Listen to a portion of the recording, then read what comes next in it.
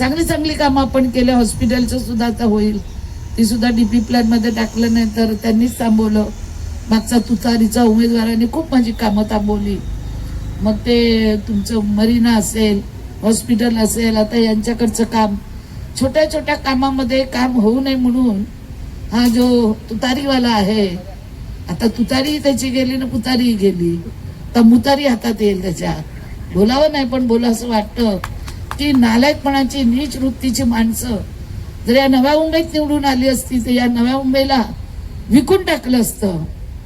Election मध्ये माझ्या इथल्या लोकांकडनं सुद्धा, बिल्डरांकडनं या लोकांनी पाहिजे तसे पैसे वसूल केले आणि पैसे देत नव्हते तर दादागिरी करत होते. त्या सगळ्या लोकांनी ठरवलं यांना पैसे द्यायचे पण यांना पाडायचं.